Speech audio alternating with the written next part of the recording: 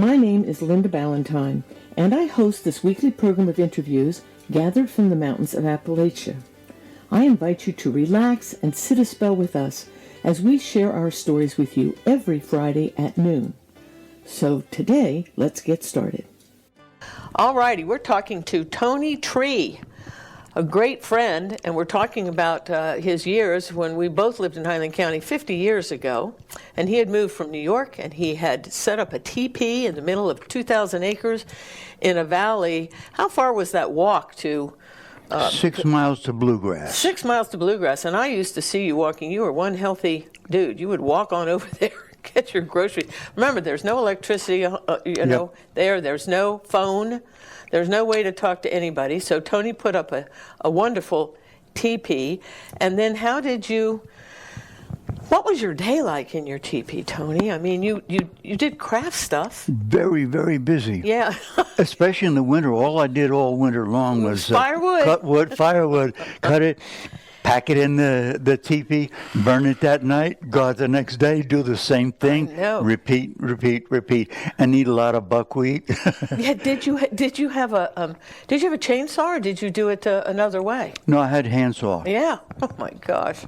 I remember being in that teepee when there was a fire, and I was amazed that it actually did go out the hole the way it was supposed to, and you could regulate the flaps with those sticks, poles they were, right? Yeah. They were really poles. You're making me nostalgic, you know? Because I could live like that again. Whatever happened to the rain? How come the rain didn't come right down the middle of that hole? I didn't get that part. It'll go down the poles, but if it's a heavy rain, you just close the flaps. Okay, fine. So you just because seal it up. Each flap had a long pole of its own, right? And you just pick them up. But then you suffocate. I mean, it starts to rain. You got a fire going. It's an art. It is an art form to live like that. It really. But it has a draft.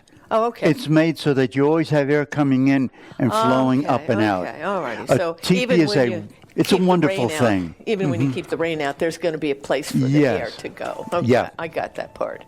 Absolutely. All righty. So, and what did you eat? What did you eat when you were in that teepee? Because well, let me tell you this. Didn't have a stove. What'd you do?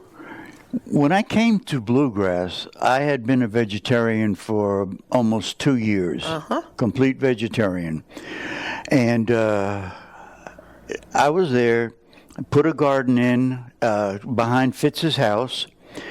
And it was a pretty good garden, but after it started growing, the groundhogs started coming in. Oh, that's right. And I tried to keep them out, and everybody told me different ways to keep a groundhog out of your garden.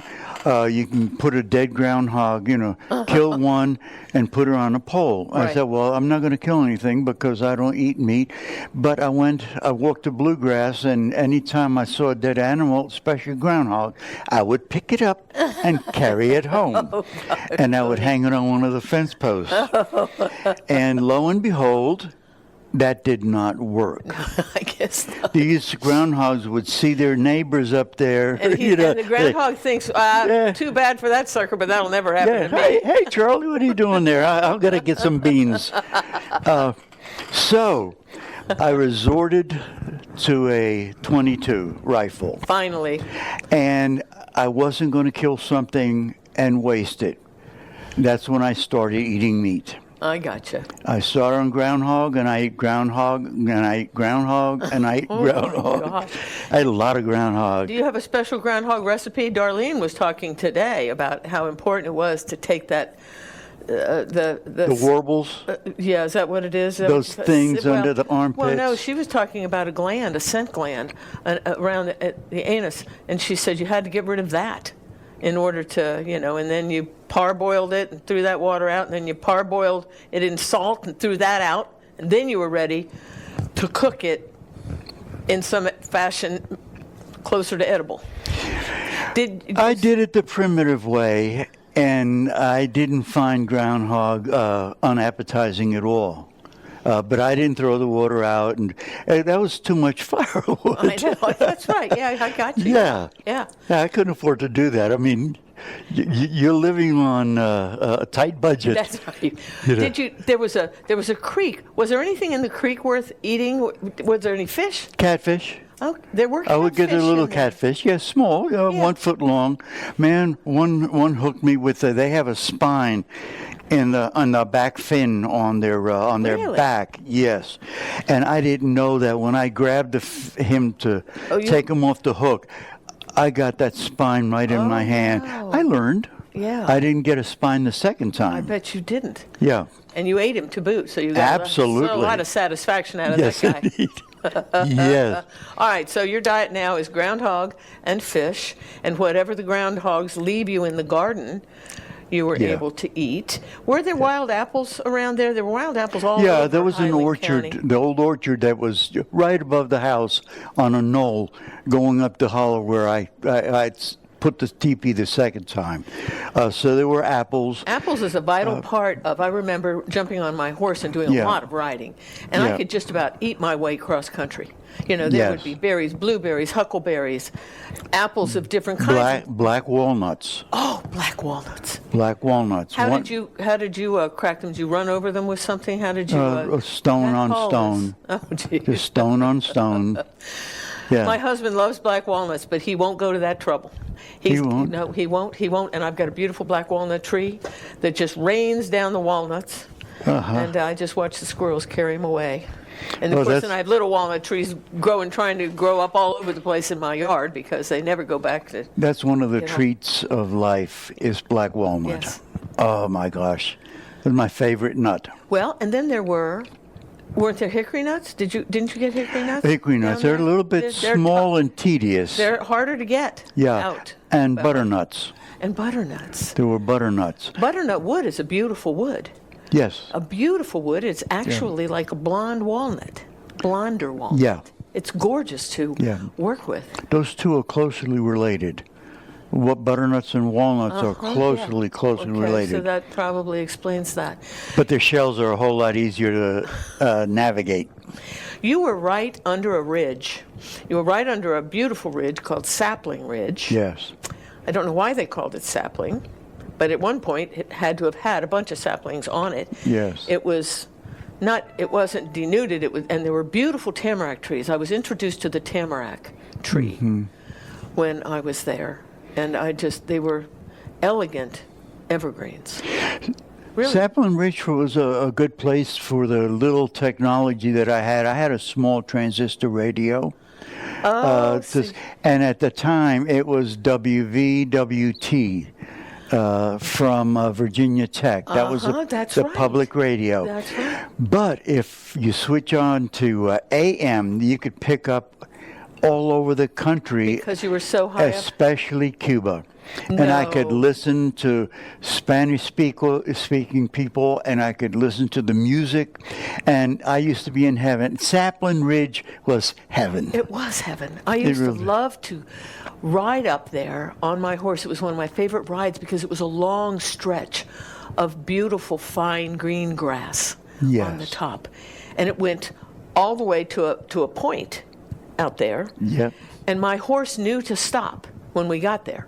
So I loved to sit on my horse, close my eyes, spread my arms, like the scene out of the Titanic when they're on the front Yeah. of the boat. And it was just, there's an art, there's something that comes over you energy-wise. You spread your arms out, and you're on a horse, and the horse is going, I don't know, 20 miles an hour, just rocketing along.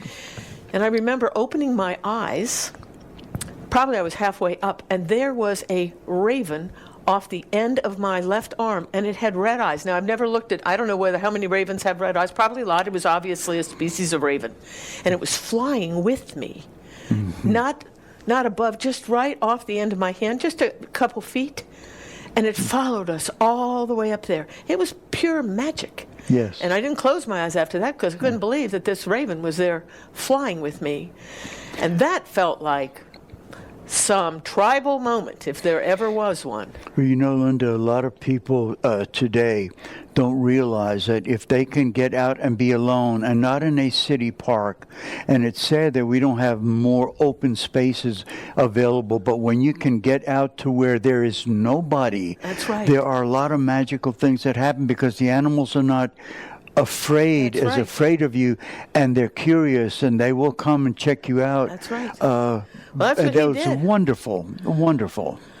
It was wonderful. And then there are all sorts of, when you don't have the distractions, remember how clear the night skies are out there? I mean, you're here in Bath, but there is some, ambient light around just because as soon as you're in a community, and not where we were was way out there. Because it's not only the least densely populated, but of the county, that's the least densely populated spot. But I remember watching the night sky, and I actually became familiar with the night sky for the first time because it was spectacular. I want to correct you on something. I hope you don't mind. No. 24 years ago, we moved out of Bath County into Allegheny County. Oh, so is that where you are now? We live in Allegheny County, and we're in Allegheny County now. Okay, because I saw a Bath County sign coming down the road to the library, and I thought to myself, wow, this is still Bath County? Well, they have a doctors consortium here. Okay, but it says Bath County. Well, it doesn't matter. Yeah, You know where you live. Bath County Physicians Group. Okay. Yeah, and which is pretty good because it's a low cost, and it serves people that really can't go to the hospital, for whatever the reasons. That's wonderful. Alrighty, so now we've wrapped up 3 counties in this series so far. Yeah. We've wrapped up Bath and Highland and Allegheny, and I guess in the end we'll do Pendleton. in West Pendleton Virginia, too. Because we're just talking about Highland tales, and Highland is an expansive word because this is the Highlands. It was referred to as the Highlands. It's either the Allegheny Highlands or the Appalachians. Chip likes to call it, he says we're in the middle. We are in the largest, widest section of the Appalachians as they stretch all the way up and all the way down. We are pretty much right in the middle. Yep. And it spawned a lot of great characters and great history. Who else was up there? Did Rowan live above you when you were there? Were you friends? Were you familiar with Rowan? Did you have much contact with Rowan before he sold his place? Yes, I was. I helped him a couple of times when they were shearing sheep up at his farm. No, and he was by himself, right? Or he had a wife for a while? He was married to, he had a wife, Sudi, and she passed away. Here's a good story about those times. When his wife passed away, he took her body, loaded her in his automobile, drove down to the West Virginia line and back to Bluegrass, which is about 12 miles on an old dirt road, into Monterey to Dr. Billingsley so that he could declare her dead. So, and then took her to the body to the funeral home. Right. There wasn't the thing like, you got a 911. There's no 911. No one's going to come up there, and they just don't have those kinds of services. Yeah. Rowan gave me, when he got a little bit older, he gave me a shotgun that he had that he used to use for fox, and he told me he killed many fox with it. I've since given that to my son. Well. And I told my son, use it, Use it to kill fox. This is a fox gun. It's a fox gun. He and his wife and daughter live in Amelia County. But I did tell him, if you ever let it go, and if I'm still alive, bring it back to me. Right. So don't sell it. I know. Don't sell it off. Keep it and give it to your kids. But if you don't, don't you let that bring go. It back. That's right. Because stuff like that has such meaning, and it's got a provenance, as they would say. Yes. And it's important to you, and it's just that's classic Highland County. Yes, it is. That's just classic Highland County. Yes, it is. Rowan used to check his telephone. He had one wire that went from his farm through the woods, up the mountains, down the hills, over the ridge, all the way to the closest neighbor in Bluegrass, the first house you come to. Whenever he had an emergency, he would call the house and tell the neighbors. I forget I forget their name. Lenore was the daughter. Jack. No kidding. The Jacks. That's good, boy. Lenore Jack. You are good with this memory stuff. Well, he would call them and say, call the sheriff or the doctor or whatever, Oh, for goodness sake. because I need help or whatever. Yeah. Well, I know. needed that. There was a time when I was on the mountain. I lived on Jack Mountain. And you know, because you used to come and stay with us when we'd have to leave the mountain and take care of all of our little furry friends. But there was a time when my husband, Billy, developed an earache. And I thought that we had to do home remedies because there was no doctor around. There was a Dr. Billingsley in Monterey. But you had to, for the sake of your animals and yourself, people did a lot of self-treatment and medication because you just had to. So Billy had an earache, and I thought, well, olive oil is good, I'll warm it up. So I set it on the wood stove. And then I did a test where I took this little pan of olive oil and I poured it on myself, and it wasn't too hot. But what I didn't realize was that by the time I went to tilt it more to pour into him and right into his ear, it was burning hot. Somehow the mix, it was the way it was dispersed in the container that I poured into his ear. And I poured it right onto his eardrum. And I mean, he screamed, and it was agonizing. And of course, we had no phone. Your little wire of Roanne's reminded me of what you have to do when you have no phone. So then I had to leave him with his head under a faucet. By that time, we'd run the spring water into our kitchen, and it was running full time. And we just had to let it run because you couldn't let it freeze. So he just put his head under there and just bent over and was holding it to try and get some relief. And of course, I probably, I ran down to Daisy's house, Joe and Daisy down there at the river. And then they called Dr. Billingsley. And do you know Dr. Billingsley? You don't have doctors like this today, because he got in his car, came up, forded a river, or else he walked over the footbridge to David Daisy's, came up the hollow, walked up the hollow, and treated my husband and looked at his ear and then said, well, you'll live, and I think your ear will be okay. But it was such tremendous pain.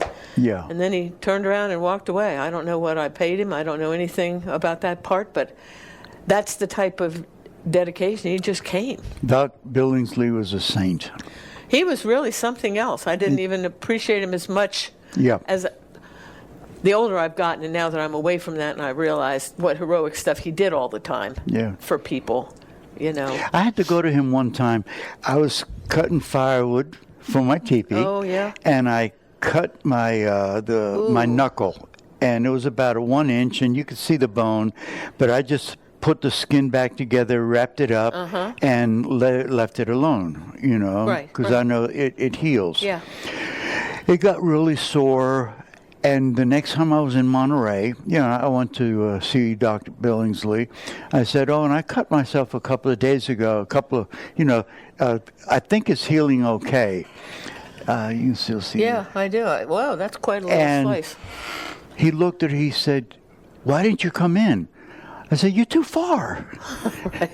He said, well, listen, don't do that again. Wow. He said, he gave me a suture kit with string. He said, the next time that happens, are you man enough to sew yourself? I said, yes, I'll sew myself up. Yeah. He said, okay, then take this. And that became part of my medicine bag. That's the way the doctors were. I had a vet come up and teach me how to give shots to my horses, how to do my horses' teeth, how to file their teeth down. In other words, they would give you the lessons because they were so far away, and they felt like if you were willing to learn, they were willing to teach you. And no one was worried about, liability and lawsuits and whatever the heck comes of all that.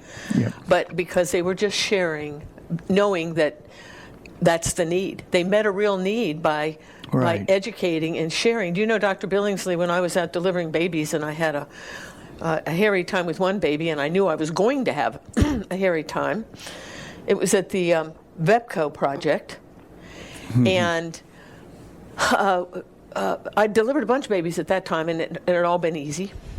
But this one I knew I had a problem because the woman's husband had been laid off. It was the end of the project. He'd gotten depressed, so he was a drunk on the sofa. She had a 2-year-old running around in diapers. She was from the Salt Flats of Utah. She had no front teeth. And they had nothing in the refrigerator. Diet Pepsi, some white bread, some soda, and some hot dogs was what was there. And so then I got in the habit of bringing her what I could. Sprouts, just real good stuff, because I thought, I could have brought him a groundhog. Oh, we should have. I should have called you.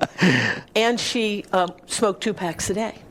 So when she got word to me that she had, she needed me, I jumped in the car, and I had with me, I'd already talked to Dr. Billingsley, because I thought this is going to be a problem. If I've ever seen a problem, this could be a bad deal.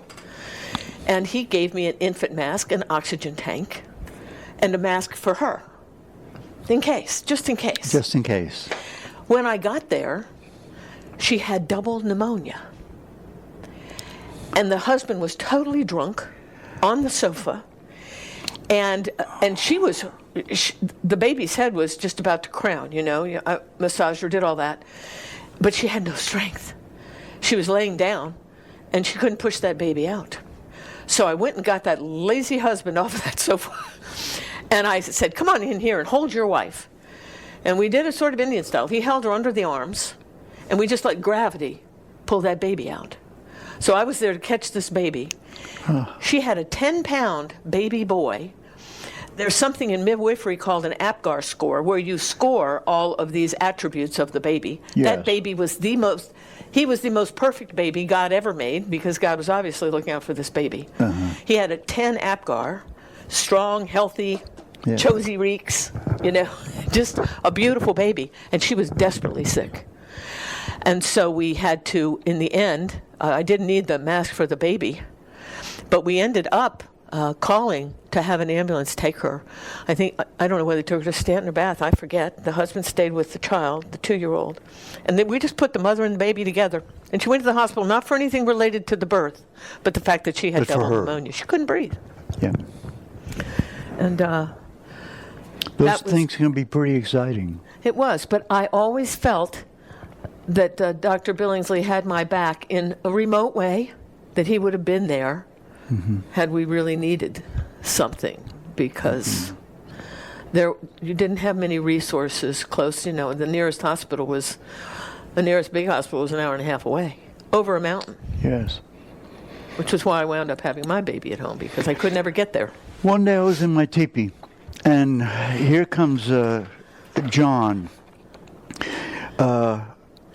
John and Pat were a mixed-race couple, and they lived just across the line in West Virginia. Here comes John down to the teepee, because they used to come by, and we would fellowship quite a bit.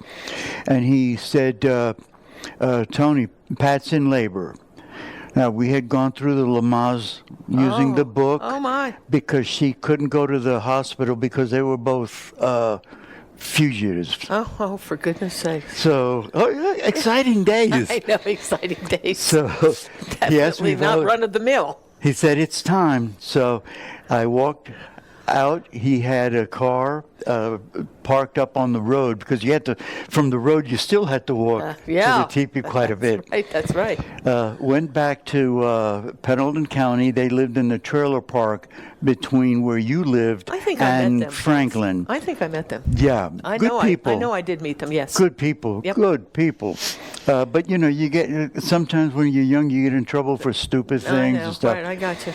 Well, I went there and I stayed for a couple of days. She was in labor, and eventually the baby was ready to come, and you know how mama can get pretty excited, because you have to let some of that. That's right. Okay.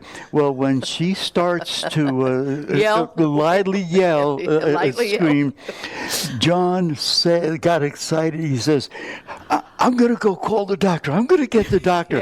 And Pat told him, you sit down and mind your business. We're having a baby here. Well, she sounded like a pretty collected, strong woman. Well, she was a mama. Yeah. She was a mama having her baby. She That's knew. right. Yeah. You know, that's part some of women it. don't have that good an instinct, but it sounds like she had a good instinct. Yeah. She knew everything was under control. I should have brought that picture. I have a picture of Angela. She's a baby. John is holding her, and Pat is sitting right next to them. And wonderful, wonderful times, but stressful. Yes, It very. was stressful because this is in October, Right. and it was the weather was cool. Yep. I delivered a baby in a tent for a family. I don't know if you ever remember Frank and I was going to say Polly, but anyway, they were building a log cabin on the mountain across from me. Racek, he was okay. I know who you're talking about. I can't remember the names. And they had come from out of town, and they were trying, but all he could get built before winter time was the platform, because he was doing everything by himself. Molly, Frank and Molly. Yes. Okay, so they had the platform, and then they came on over. Frank said, "You got to come. Molly's having her baby." Well, we walked on in, and it was, when I say it was a tent of plastic over, on this platform with a kerosene heater going. You couldn't breathe. I mean, I could barely breathe, but she was having her baby, so you couldn't take her out in the rain and the Right. snow. So we did it, and then we gathered her up, and I brought her over to my farmhouse because, and the baby was beautiful, another beautiful baby. But we just, she stayed there for a week until, Frank Yeah. and she stayed. But that wasn't unusual for me to do that. Other people in the country did the same thing. They would risk their lives for their neighbors and friends. Like for that Exactly. for that poor man when we had that bad flood, and that farmer came to rescue that. Yeah. Remember the family that stayed in that long. A log wonderful structure? family. They gave me a spinning wheel that my daughter Hannah has now. Well, that was sad because they stayed to protect their gun collection, and then they were up on the roof, and the farmer had Yes. come to ask them whether they needed help to get rescued because they were right at the edge of the raging north branch of the Potomac. And they were never turned them found. down. Well, somebody found one of them way down the river, I think, hanging on a tree or Yeah. something like that. Yeah. But when the farmer came back again in his covered truck, he took it on himself. He said, "This family is still there." I think they called him again and said, "Well, can you come now?" And he'd already been there once to save him. And he lost his life because the Yeah. thing tipped over in the water that was running off and trapped him. He couldn't get out. Yeah. So he died trying to save him. But that's the kind of people that they were. I mean, they threw everything they had at a bad You do what you situation. can for your neighbor. You do what you can for your neighbor. Yep. I'm going to have to end it here, which I hate, but we're going to start again. We'll have another more in this series. We'll talk to Tony because I know that there's a lot more stories. We've just gotten started. We've just gotten started. So, continue to listen. Thank you all, and we'll be talking to you soon. Hopefully you all have enjoyed listening to some easy banter from the middle of Appalachia. Crowning Touch Senior Moving will sponsor another visit to the front porch next Friday at noon. Meanwhile, remember, if you need help with the move, and especially if you are a senior, call Anna at Crowning Touch, 540-982-5800. And don't forget to visit their auction and consignment shop for well-made furniture and collectibles at the affordable pricing we all need in today's economy. In fact, you may not need to buy anything, but you might have items you want to consign instead. Crowning Touch will sell items for you and split the proceeds 50-50. And if you have a house to sell, our realty division can get it done. Check out our website at crowningtouchusa.com to view our complete service menu. We hope you'll tune in for more Front Porch Tales next week on Fox 910.